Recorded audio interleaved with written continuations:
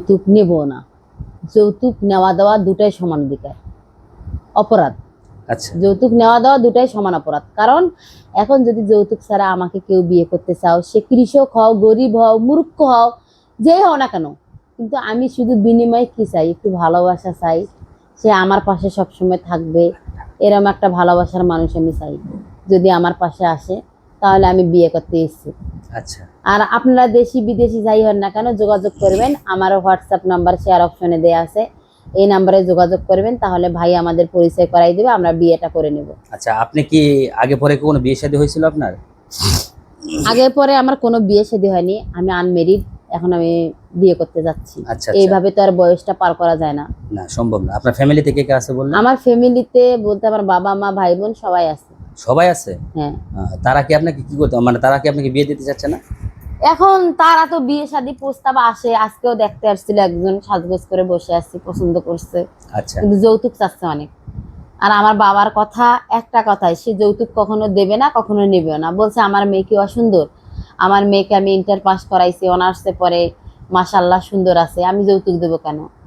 আমার মেয়ে যদি চাকরি করে সে টাকা খেয়ে জামাই কুল পাবে না, যৌতুকের হ্যাঁ টাকা দিয়ে কি করবে? কি ভাই, হ্যাঁ কথা হ্যাঁ, খারাপ ঠিক আছে। বলছি? না ঠিকই আছে। তো আপনার বাবা এই কথা বলছে, কিন্তু আপনার মতামতটা কি? আমার বাবার মতামতে আমার মতামত, আমি যৌতুক নেব না, আমি যৌতুক দেবো না। তো কারণ হ্যাঁ, তো যৌতুক নেবেন না, যৌতুক দিবেন না, তো যৌতুক ছাড়া তো বিয়ে হবেও না। তো আপনি এখন কিরকম কি কি চাচ্ছেন এখন?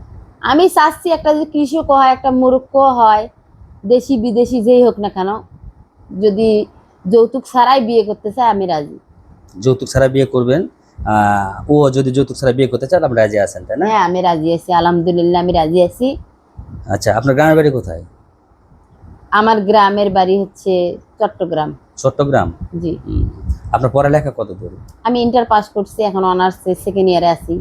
অনার্স সেকেন্ড ইয়ারে? হ্যাঁ। তো পড়ালেখার ফাঁক দিয়ে কি এখন বিয়ে করতে চাচ্ছেন? হ্যাঁ এখনো রানিং স্টুডেন্ট আছি, এখন তো আমার স্বামীর দরকার, দেখেন প্রাপ্ত বয়স হয়েছে, জি। এই বয়সে যদি স্বামী না থাকে তাহলে কি ভালো লাগে? হ্যাঁ হ্যাঁ। তো এখন আপনাকে যদি কেউ বিয়ে করতে চাচ্ছে, তাই না, বিয়ে করবে, আপনিও করতে চাচ্ছেন, অবশ্যই, তাই আমার একটা স্বামীর প্রয়োজন। বয়সটা কিরকম হতে হবে স্বামী? বয়সটা 22 থেকে 30-35 হলে আচ্ছা হবে। আচ্ছা।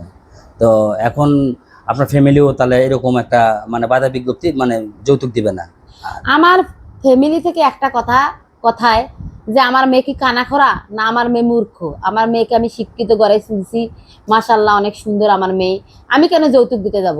আর আমার মেয়ে চাকরি করলে অনেক টাকা পয়সা কামাই করবে, সে টাকা পয়সা জামাই খেয়ে কুল পাবে না? হুম।